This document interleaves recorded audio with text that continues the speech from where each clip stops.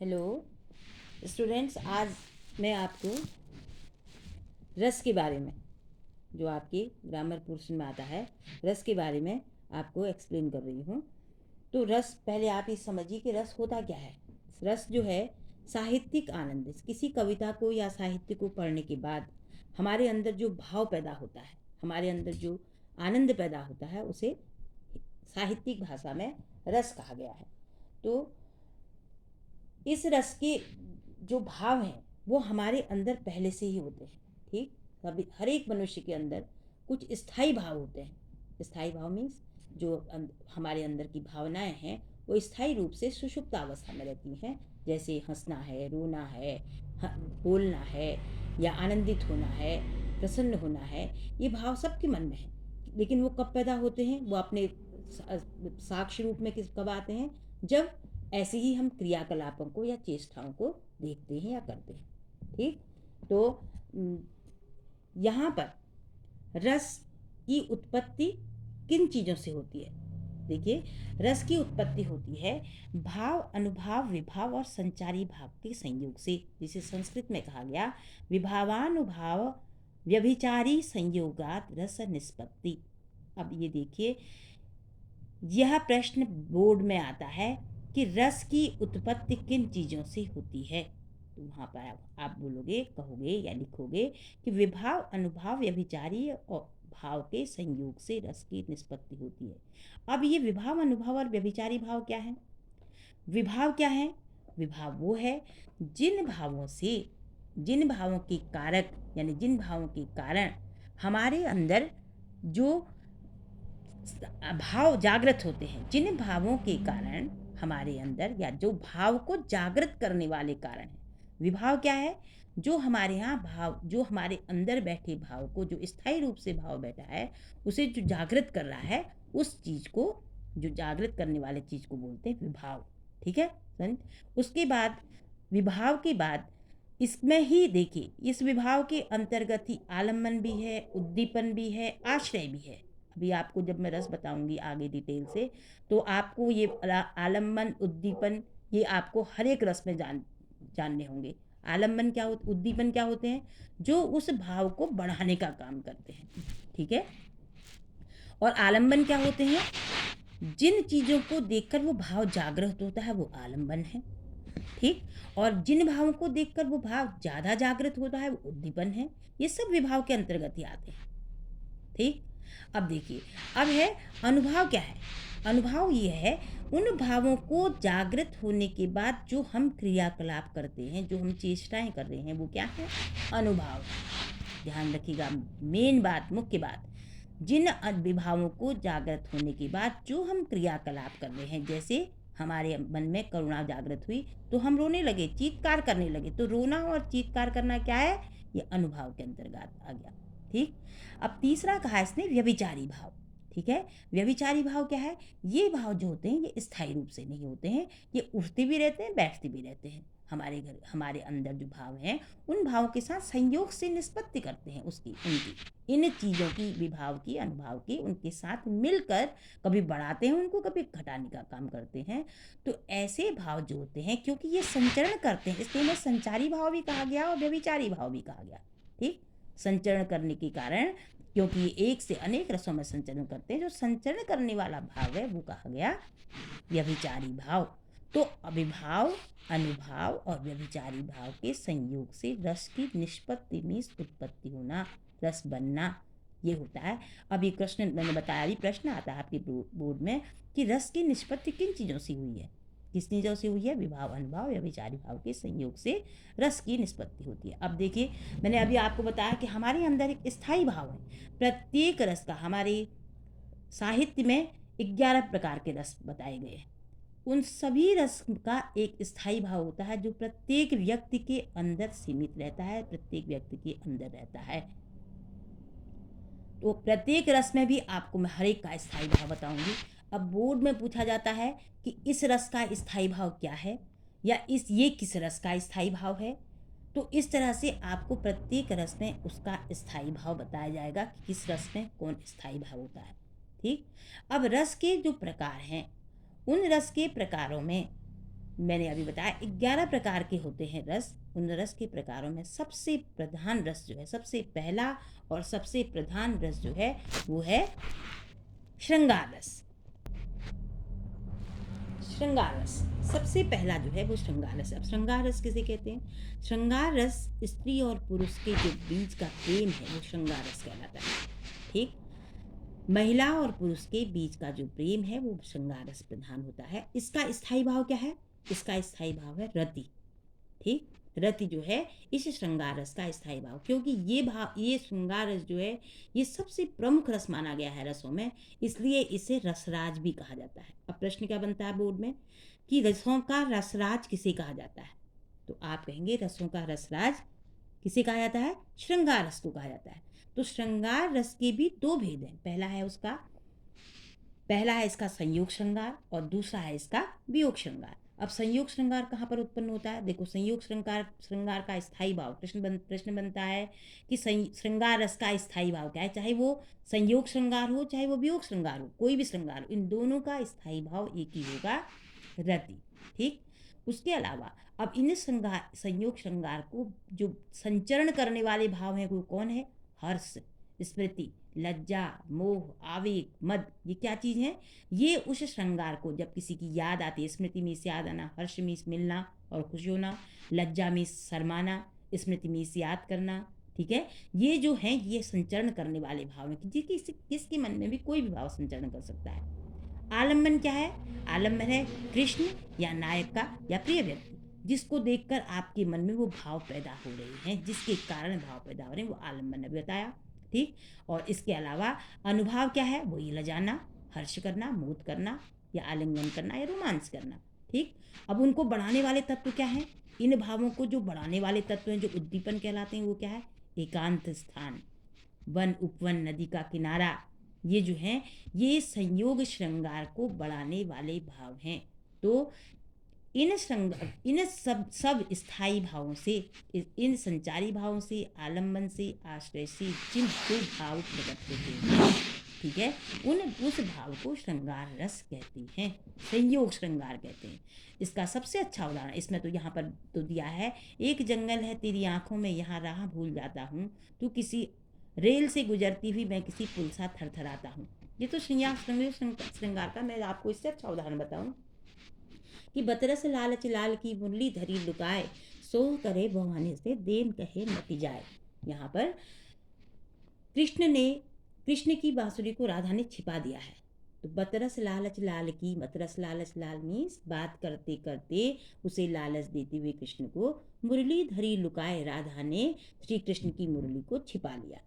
ठीक, सौह करे भवानी हंसे देन कहे नट जाए। सौह करे मीन्स सौगंधकारी है, भवानी हंसे और आंखों में हंस भी रही है राधा। अगर कृष्ण उसे मांगते हैं कि मेरी बांसुरी वापस कर, तो राधा क्या कर रही है कि सौगंधकारी मेरे पास नहीं है और आंखों में हंस भी रही है। ठीक, इसलिए कहा कि सौह करे भवानी हंसे देन कहे नटी जाए, और देने को जब श्री कृष्ण कहते हैं तो वो मना कर देती है, नटी जाए मीन्स मना कर देती है। ये संयोग श्रृंगार का सबसे उत्कृष्ट उदाहरण है और ये बिहारी द्वारा रचित है। बिहारी ने जितनी भी रचनाएं की अपनी, वो श्रृंगार काल की रचनाएं की और सब श्रृंगार का से ही रचित है। दूसरा है इसी का उदाहरण, बहुत उत्कृष्ट अच्छा उदाहरण। ठीक, कहत नटत मिलत हसत खिलत मिलत लजियात, भरी भवन में करत है नैने नहीं सो बात। इसका मतलब ये हुआ कि एक भरे भवन में नायक और नायिका खड़े हैं, वहाँ सब लोग, भीड़ है, खचाखच है, लेकिन उन्होंने अपनी आंखों में सारी बातें कहत, बात भी कह ली, नटत मना भी कर दिया, हंसत हंसने भी लग गए, मिलत मिल भी गए, खिलत खिलखिला भी गए, और हसत मिलत नटत हसत मिलत खिलत लजियात, और लज्जा भी होगी, लजियात में शर्मा भी गए, भरे भवन में करत है नैनन ही सो बात। इस तरह से जो नायक और नायिका हैं वो भरे भवन में, जहाँ पर सब भीड़ खचाक भरी है, उन्होंने आंखों में बात कर ली। संयोग श्रृंगार का बहुत उत्कृष्ट उदाहरण दो मैंने आपको बताए। ठीक, कभी कभी ऐसा होता है कि एग्जाम्पल भी आते हैं बोर्ड में, और उसमें आपको पहचानना भी होता है कि इसमें कौन सा रस है। हो सकता है आपको बोर्ड में यही आ जाए जो मैं अभी आपको बता रही हूँ। ये संयोग श्रृंगार के उत्कृष्ट उदाहरण। दूसरा संयोग, इस श्रृंगार रस का जो दूसरा है वो है वियोग श्रृंगार। वियोग श्रृंगार वो रस है जिसमें नायक और नायिका का विच्छो हो जाता है। नायक और नायिका अलग अलग रहते हैं और एक दूसरे के लिए तड़पने लगते हैं, वो वियोग श्रृंगार कहलाता है। उस समय जो उनकी गतिविधियां होती हैं, जो क्रियाएं होती हैं, वो सब वियोग श्रृंगार है। जैसे आपने सूरदास में पढ़ा था, सूरदास के पदों में पढ़ा था, जो उद्धव से बातें होती हैं वो वियोग श्रृंगार से ही ओतप्रोत पद हैं आपके। तो यहाँ पर मैं आपको अच्छा एक उदाहरण बताऊं उसका वियोग श्रृंगार का, कि निशिदिन बरसत नैन हमारे, सदा रहत पावस ऋतु हम पर, जब से शाम सिधारे। गोपियाँ कह रही हैं कि निशिदिन बरसत नैन हमारे, श्री कृष्ण के जाने के बाद निस दिन निस रात दिन हमारे आंखों से वर्षा हो रही है, यानी आंसू निकल रहे हैं। ठीक है। सदा रहत पावस, पावस ऋतु किसे कहते हैं? जब बरसात का महीना होता है। जैसे बरसात में हमेशा बरसात की झड़ी लगी रहती है, वैसे ही हमारे आंखों में भी क्या होता है बल, कि आंसुओं की बारिश होती रहती है। कब से? जब से श्याम सिधारे, जब से श्री कृष्ण जो हैं वो मथुरा को चले गए हैं, तब से हमारी आंखों पर पावस ऋतु के समान वर्षा होती रहती है।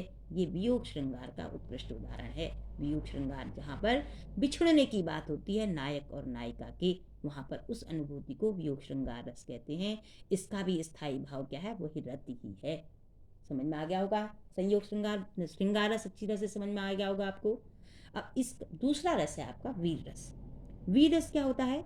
जब उत्साह नामक स्थायी भाव, वीर रस का स्थायी भाव क्या है? उत्साह। उत्साह नाम का स्थायी भाव, विभाव अनुभाव संचारी भाव। अभी बता दिया ना मैंने आपको शुरू में बताया था, विभाव अनुभाव संचारी भाव को अच्छी तरह से आप जान लें क्या है, मैंने बताए।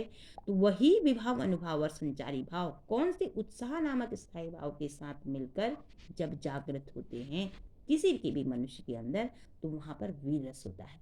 जैसे अभी हाई स्कूल में आपने पढ़ा था कि रेन्द्र बालक काल बस बोलत तुहि न संभार, धनु सम त्रिपुरारि धनु विदित सकल संसार। अरे राजा के बच्चे, क्या तू संभल कर नहीं बोल सकता? जिसे सबको सब सारे संसार जानता है, जिसने उसको इसके समान बता रहा है। या सूर समर करनी करही कथे जना वही आप, विद्यमान रिपु कायर कथई प्रताप। ये ज़्यादा अच्छा है ये दूसरा वाला, कि सूर समर करनी करही। लक्ष्मण कह रहे हैं परशुराम से कि सूरवीर जो होते हैं वो युद्ध भूमि में लड़ाई करते हैं, कहीं न जना वहीं आप, अपने आप को प्रकट नहीं करते। जैसे परशुराम अपने आप को आप प्रकट कर रहे हो। विद्यमान रन पाई रिपु कायर कथें प्रताप। और जो कायर होता है वो क्या करता है? युद्ध भूमि में किसी दूसरे को, दुश्मन को देखेगा तो अपना यशोगान करना लगता है कि एक दिन मैंने ऐसे मारा, एक दिन मैंने ऐसे उसको किया, तेरे को भी देख लूंगा। तो ये उसका कायर का काम होता है। बल जैसे तुम कह रहे हो, डीगे हाँक रहे हो।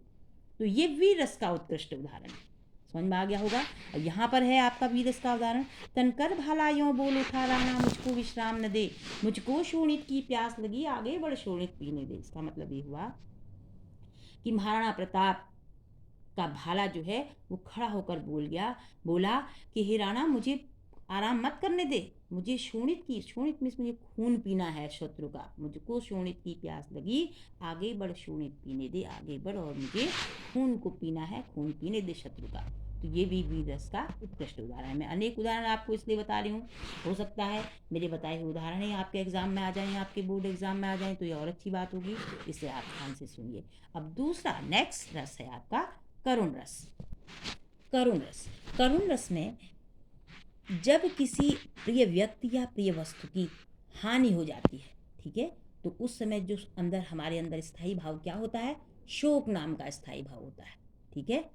वो स्थायी भाव जो होता है, अब जब विभाव अनुभाव और संचारी भावों से पुष्ट होकर प्रकट होता है, उन सबको मिलकर जब प्रकट होता है, तो उस वहाँ पर करुण रस होता है। ठीक। तो इसका भी आश्रय क्या है? इसका स्थायी भाव क्या है? शोक। ठीक। हर एक रस का अलग अलग स्थायी भाव। और इसका आश्रय क्या है? शोकातुर व्यक्ति, जो व्यक्ति है जो शोक मना रहा है। और आलम्बन क्या है? मृत व्यक्ति या जर्जर स्थिति। उद्दीपन क्या है? हानि करने वाला। पूर्व स्मृतियाँ क्या हैं? उस पूर्व स्मृतियाँ उसको बढ़ा रही हैं, उसकी यादें उसको बढ़ा रही हैं, उसके शोक को, उसके दुख को। ठीक है। और उसका अनुभव क्या है? उसके बाद वो रिएक्ट क्या कर रहा है, क्या किस तरह से रो रहा है, प्रलाप कर रहा है, चीत्कार कर रहा है। चीत्कार में जोर जोर से चिल्लाना या स्तंभित होकर यहाँ गिर जाता है। ठीक। ये उसके अनुभव है। और संचारी भाव क्या है? मोह, स्मृति, चिंता, विषाद, उसे दुख हो रहा है, उसे उसके प्रति मोह हो रहा है, उसकी याद आ रही है, तो ये जो है ये उसके संचारी भाव। तो इन सब भावों से जब पुष्ट होकर शोक नामक स्थायी भाव प्रकट होता है तो वहां पर करुण रस होता है। ठीक, करुण रस का एक उदाहरण आपको बतलाऊं, यहाँ पर तो है कि अपनी तुतली भाषा में वह सिसक सिसक कर बोली, जलती थी भूख तृषा की उसके अंतर में होली, हाँ सही न जाती मुझसे अब आज भूख की ज्वाला, कल से प्यास लगी है हो रहा हृदय मतवाला। एक भूखे की उसके बच्चे का की भूख का यहाँ पर वर्णन है कि तुतली भाषा में वो बोल रहा है, जलती थी भूख तृषा उसके अंतर में होली, उसके अंदर में भूख की जो ज्वाला है वो जल रही है, भूखा बच्चा है। ठीक है, वो कहता है कि मुझसे उससे आज भूख की ज्वाला उससे सहन नहीं हो रही है, कल से उसे प्यास भी लगी है, भूख भी लगी है, लेकिन उसका पेट नहीं भर रहा है। तो यहाँ पर करुण, लेकिन इससे भी अच्छा उदाहरण मैं आपको बताऊं, हे खग मृग हे मधुकर श्रेणी, तुम देखी सीता मृग नयनी। यहाँ पर राम जब वन में सीता को ढूंढते हैं तो उस समय हे खग मृग, उसमें पशु पक्षियों से कहते हैं कि तुमने क्या पशुओं के समूह हो, हे पक्षियों के समूह हो, हे मधुकर श्रेणी में भौरी के समूह हो, श्रेणी में समूह, तुम देखी सीता मृगनयनी, मृगनयनी मीन्स जिसके हिरण के समान नेत्र थे, ऐसी मेरी सीता को क्या तुमने देखा। तो ये भी करुण रस का एक अच्छा उदाहरण है। ठीक, यहाँ पर नेक्स्ट आपका रस है हास्य रस। ठीक, हास्य रस जैसा कि उसके शब्द से ही है, जहाँ पर विलक्षण स्थितियों द्वारा विलक्षण स्थितियों द्वारा मीन्स कभी कोई ऐसी चीज दिख जाए जिसको देखकर कि हंसी आ जाए, और उसका स्थायी भाव क्या होता है, हास नामक स्थायी भाव विलक्षण स्थितियों को देखकर जब अपने पूर्ण रूप मीन्स आलम्बन आश्रय उद्दीपन अनुभव और संचारी भाव के साथ जब प्रकट होता है वहां पर हास्य रस होता है। जैसे इसका एग्जाम्पल इसमें दिया है, हाथी जैसी देह है गैडे जैसी खाल, तरबूज जैसी खोपड़ी खरबूजे से गाल। ठीक है, हाथी जैसी देह है, देह मीन्स शरीर उसका हाथी जैसा है, ऐसा कोई व्यक्ति जिसका हाथी जैसा शरीर हो, और गेंडे की तरह खाल हो। गेंडा की खाल जो होती है वो क्या होती है, मोटी होती है, पसीने वाली होती है। और तरबूजे सी खोपड़ी खरबूजे से खाल, तरबूजा जो होता है उसका जो रूप होता है बड़ा होता है, बहुत बड़ा, तो वैसी तो उसकी खोपड़ी है, और खरबूजा जो होता है बाहर को निकला हुआ होता है, वैसे उसकी गाल है। तो ऐसा मनुष्य अगर किसी को दिख जाए तो बरबस हंसी निकल जाएगी, तो उस समय हास जो है हमारा स्थायी भाव वो जागृत हो जाएगा। तो यहाँ पर इस कविता को पढ़कर क्या हुआ, हास नाम का स्थायी भाव प्रकट हुआ। तो यहाँ पर कौन सा रस हुआ, हास्य रस हुआ। ठीक है, मोटापा जो है उसमें उसकी मोटापा और उसका जो बेडौल शरीर है वो आलम्बन हो गया। ठीक, और उसका आकार फैलाव जो है वो क्या हो गया, उस भाव को बढ़ाने वाला हो गया, उस हास्य रस को बढ़ाने वाला हो गया। हास्य रस समझ में आ गया होगा। नेक्स्ट है आपका रौद्र रस। रौद्र रस क्या होता है, जहाँ क्रोध और प्रतिशोध का भाव, प्रतिशोध मीन्स बदला, एक गुस्सा और बदला, ये जो भाव अनेक अनुभाव विभावों और संचारी भावों के साथ प्रकट होते हैं, वहां रौद्र रस होता है। ठीक है, रौद्र रस का स्थायी भाव क्या है, क्रोध, गुस्सा। जो गुस्सा आता तभी आदमी कोई ऐसा काम कर देता है जिसके कारण कि वो नहीं चाहता उस काम को करना, फिर भी हो जाता उससे, तो उसका इसीलिए उसे बिना गुस्से के कोई इस तरह का काम कर नहीं सकता। तो उसका इसीलिए स्थायी भाव, रौद्र रस का स्थायी भाव क्रोध को बताया गया। ठीक, इसका आश्रय क्या है, जिसके प्रति जो क्रोधित व्यक्ति है वो उसका आश्रय होता है। आलम्बन क्या है, जो उसके सामने जिसने किया है गलत काम, या जिसके प्रति उसके मन में द्वेष है या क्रोध है, वो उसका आलम्बन है उसको। और उद्दीपन क्या है, उसके प्रति उसका अपमान करना, या उसके प्रति कड़वे वचन बोलना, या विरोधी काम करना, ये उसको और बढ़ाने वाले तत्व हैं। और वो रिएक्ट अनुभाव क्या है, जो रिएक्ट कर रहा है वो या तो उसकी आंखें लाल हो रही हैं, या वो अपने होंठ चबा रहा है, या फिर क्या कर रहा है, उसे ललकार रहा है। ये जो है इसके अनुभाव है। स्थायी भाव क्या है, उग्रता, गर्व, चपलता, श्रम और आवेग की जो है इसके संचारी भाव है, जो संचरण कर रहे हैं। हाँ, इसका उदाहरण है, एक दिन न्यूयॉर्क भी मेरी तरह हो जाएगा, जिसने मिटाया है मुझे वह भी मिटाया जाएगा। आज 2.5 लाख में कोई जीवित नहीं बचा, आज एक दिन न्यूयॉर्क भी में कोई नहीं बच पाएगा। ये उस समय का वर्णन है जिस समय हिरोशिमा नागासाकी में अमेरिका ने जब सेकेंड वर्ल्ड वॉर हुआ था, उसमें जब परमाणु बम गिराया था उस समय ये नागासाकी और हिरोशिमा की ओर से कहा गया है कि एक दिन न्यूयॉर्क जो है अमेरिका में, वह भी मेरी तरह हो जाएगा, मीन्स वहाँ भी परमाणु बम गिरेगा और जिसने मुझे मिटाया है वह भी मिट जाएगा। 1-2.5 लाख में, यानी कि वहाँ पर उस समय हिरोशिमा नागासाकी में 2.5 लाख लोग मारे गए थे परमाणु बम से। तो वह वहाँ के लोगों का या उस हिरोशिमा नागासाकी की ये वेदना है कि वो कह रहे हैं कि जैसे आज 2.5 लाख लोग यहाँ मरे हैं, एक दिन न्यूयॉर्क में भी कोई नहीं बच पाएगा। ये कविता द्वारा, ये रौद्र रस की कविता है कि इतना भयंकर वहाँ पर हुआ था उस परमाणु बम से। रौद्र रस का बड़ा अच्छा उदाहरण है। ठीक, उस ये इसमें नागासाकी और हिरोशिमा जो है आलम्बन है, जिसके कारण वो पैदा हुआ है। ठीक है, और कवि का हृदय श्रोता जो है आश्रय है, इस तरह से इसमें। और उग्र वचन जो बोले जा रहे हैं वो अनुभव है बढ़ाने वाले। इस तरह से यहाँ पर इस कौन सा रस कंप्लीट हुआ? रौद्र रस।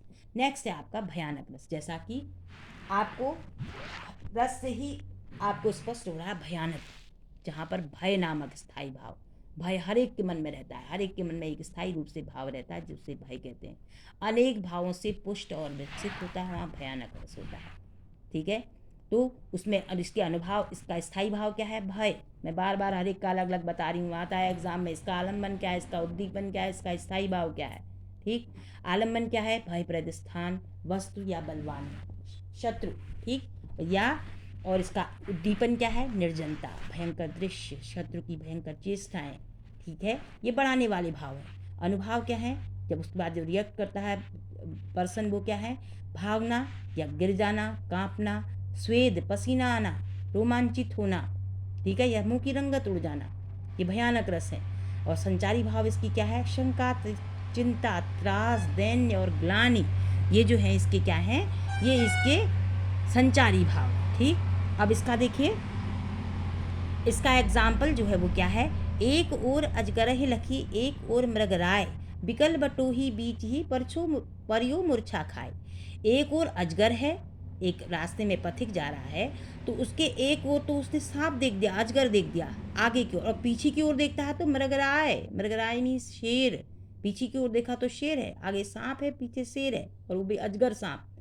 और बिकल बटोही, बिकल मीन्स व्याकुल जो पथिक था वो बीच में ही, अब मैं कहाँ को जाऊं ये सोचकर परियो मूर्छा खाए, मूर्छित होकर यानी बेहोश होकर गिर पड़ा। तो ये भयंकर रस है। जब उसने ऐसा भयानक दृश्य देखा, आगे सांप, पीछे भागूं तो शेर, तो वह क्या हुआ? वह मूर्छित होकर गिर पड़ा। तो यह भयानक रस का सबसे सर्वोत्कृष्ट उदाहरण है। ठीक है, समझ में आ गया होगा। अब नेक्स्ट है आपका विभत्स रस। विभत्स रस क्या होता है? विभत्स रस जहाँ पर किसी वस्तु और दृश्य को देखकर घृणा उत्पन्न हो, इसका स्थायी भाव ही घृणा है। जुगुप्सा भी कह सकते हैं विभत्स रस का स्थायी भाव, घृणा भी कह सकते हैं। ठीक है, घृणा इसका स्थायी भाव है। वो घृणा का भाव जब बहुत ज़्यादा कहीं पर विदीर्णता देखते हैं, तो वो भाव जब परिपृष्ट होकर प्रकट होता है तो वहाँ पर विभत्स रस होता है। ठीक, इसका स्थायी भाव है घृणा, मैंने बताया। और जो घृणा को जगाए वो आश्रय है। और आलम्बन इसको क्या है? आलम्बन इसका है खून देखना या लाश देखना या कोई और घिनौनी वस्तु देखना। और इसको बढ़ाने वाले भाव क्या है? गिद्धों का मांस रोचना, घायल का छटपटाना। ठीक है, ये जो है ये इसको बढ़ाने वाले भाव हैं। और अनुभाव क्या है? मुंह फेर लेना, जब आदमी उसको देखता है तो क्या करता है? आंखें बंद कर लेता है, नाक से कोड़ लेता है। ठीक है, और इसका संचारी भाव क्या है?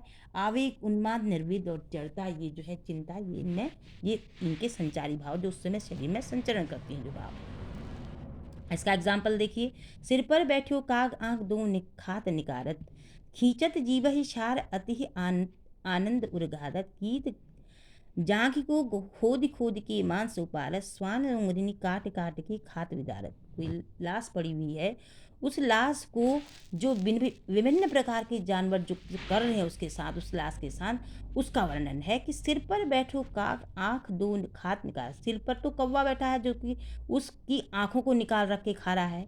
और जो सियार हैं वो क्या कर रहे हैं? ठीक है, जो सियार हैं जंगल में वो क्या कर रहे हैं? खींचत जीव ही, जीव निकाल कर खा रहे हैं उसकी। ठीक है, और पूरा आनंद, अत्यधिक आनंद के साथ। गीध जो है वो क्या कर रहा है? जांग को खोद खोद के मांस उपारत, उसके पैर की जो जंगा वाला थाई वाला हिस्सा है उसमें से मांस निकाल निकाल कर खा रहा है। और जो स्वान माने जो कुत्ते हैं वो उंगली को काट काट के बड़ी विदीर्णता से उसे खा रहे हैं। तो ये है ना बहुत विभत्स रस। ऐसा जो दृश्य अगर कोई देखेगा तो क्या करेगा, उसके मन में विदीर्णता उत्पन्न होगी, उसके मन में अपने आप ही विभत्स का भाव आएगा, उसके मन में अपने आप ही घृणा का भाव आएगा। तो यहाँ पर ये विभत्स रस का सबसे उत्कृष्ट उदाहरण। ठीक, समझ में आ गया। नेक्स्ट है आपका अद्भुत रस। अद्भुत रस जैसा कि इसके भी उससे ही स्पष्ट है, जहाँ पर आश्चर्यजनक चीज़ों को देखने। अद्भुत रस का स्थायी भाव है विस्मय, आश्चर्य जिसे कहते हैं। ठीक, जहाँ पर आश्चर्यजनक वस्तुओं को देखने से या सुनने से आश्चर्य का भाव प्रतीत होता है, वहाँ पर क्या होता है, विभत्स रस होता है। ठीक, हाँ, इसमें आश्रय है विस्मित व्यक्ति, आलम्बन में अद्भुत वस्तु या विचित्र दृश्य, उद्दीपन है आवश्यक वस्तुओं का वर्णन, और अनुभाव है रोमांच होना, आंखें फाड़ कर देखना या गदगद हो जाना।